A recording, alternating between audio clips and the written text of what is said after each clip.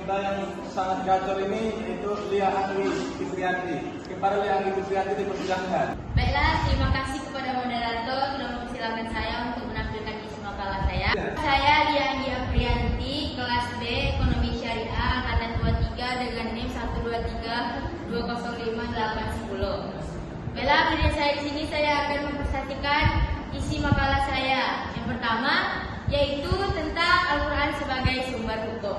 Al-Quran adalah kitab suci umat Islam yang mengatur aspek kehidupan manusia. Setelah itu, Al-Quran juga menjadi sumber hukum utamanya Islam. Setelah itu, secara istilah adalah Al-Quran ialah mukjizat yang diturunkan melalui malaikat Jibril. Sumber hukum Islam ialah Al-Quran, hadis, ijma, dan qiyas. Baiklah, selanjutnya masuk kepada contoh hukum di dalam Al-Quran. Yang pertama itu adalah ibadah. Ibadah itu yaitu kita tuh mengerjakan sholat 5 waktu. Yang kedua itu muamalah. Muamalah ini ialah larangan riba. Larangan riba ini terdapat ayatnya di dalam surah Al-Baqarah ayat 275. Yang ketiga adalah waris. Tentang warisan. Warisan ini ada ayatnya yang terdapat di Al-Quran surah An-Nisa ayat 11. Ayat terakhir yaitu qiyas.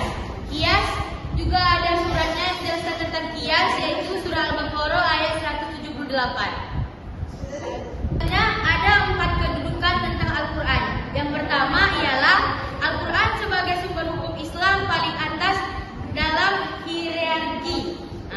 Yang kedua, Al-Quran memiliki otoritas langsung dari Allah Subhanahu wa Ta'ala. Itu Al-Quran itu langsung dari Allahnya, tidak melalui siapapun lah, gitu kan. Langsung diturunkan dari Allah Subhanahu wa Ta'ala.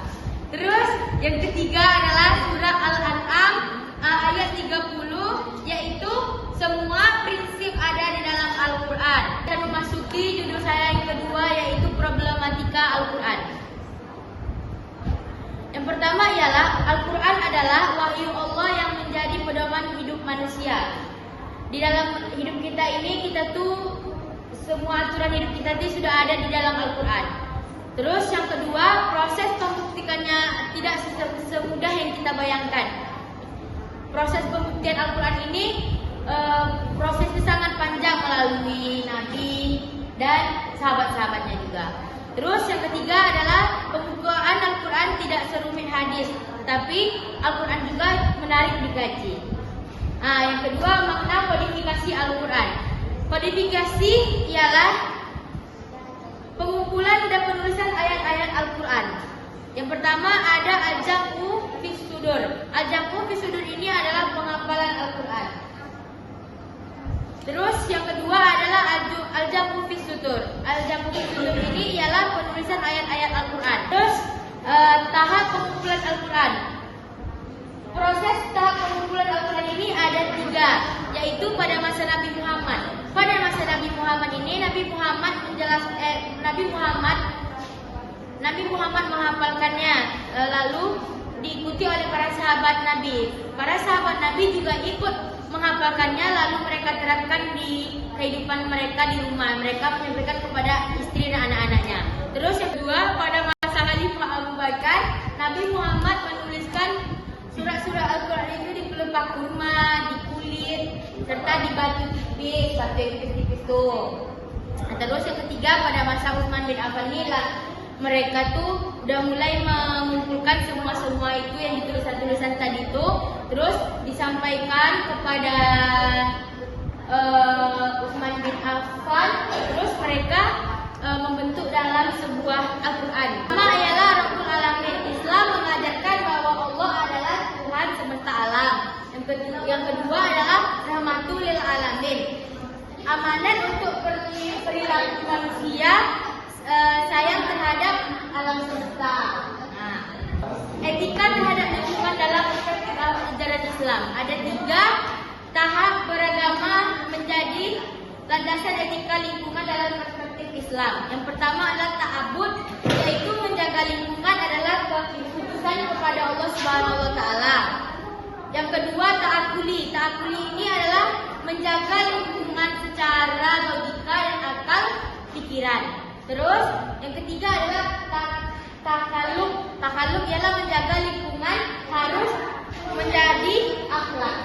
Kita masuk kepada judul yang keempat, yaitu konsep hukum Islam dalam Al-Quran. Pengertian prinsip hukum Islam. Prinsip hukum Islam adalah dasar yang melahirkan aturan-aturan hukum sekaligus menjadi jiwa dari sistem hukum itu.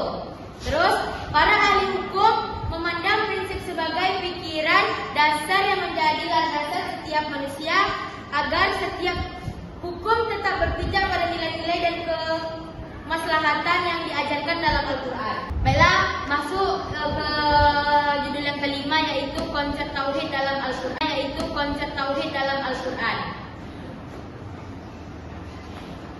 Pengertian tauhid yaitu konsep tauhid merupakan konsep utama yang menjadi asas dalam semua sudut pandangan di seluruh aspek kehidupan.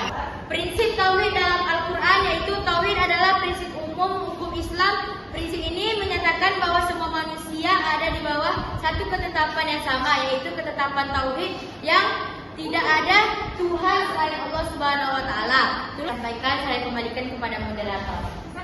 Oke, terima kasih kepada Lia Anggi yang telah menyampaikan informasinya. Selanjutnya kita beralih kepada sesi tanya jawab. Yang bertanya pada kali ini adalah Kasih Alfareza. Kepada Kasih Alfareza, dipersilahkan. Baik, saya Kasih Alfareza akan bertanya kepada Lia Anggi. Pertanyaannya, sebutkan 2 motif pengumpulan Al-Quran. Sekian, terima kasih. Baiklah, saya akan menjawab pertanyaan dari saudari Kasih Alfareza. Pertanyaannya, sebutkan 2 motif pengumpulan Al-Quran. Yang pertama itu dengan cara menghafalkannya. Setelah itu yang kedua dengan cara menulis. Oke, sekian kepada Kasih. Terima kasih kepada Lianti yang telah menjawab pertanyaan dari Kasih Alfareza. Pertanyaan berikutnya kepada Kalilan Nadia Putri Simuan. Perkenalkan, nama saya Kalina Nadia Putri. Saya akan bertanya kepada Lia. Sebutkan ajaran Islam tentang menjaga lingkungan. Baiklah, saya akan menjawab pertanyaan dari saudari Kalilan Nadia Putri Hasibuan. Nanti pertanyaannya ajaran Islam tentang lingkungan hidup kan. Terus jawabannya itu ialah Al-Quran mengingatkan hal itu dalam Al-Quran surat Ar-Rum ayat 41. Itu dijelaskan telah nampak kerusakan di darat, di laut disebabkan oleh perbuatan manusia. Sekian kepada Kalilan Nadia Putri. Terima kasih. Bagaimana dengan jawabannya Kalilan Nadia Putri?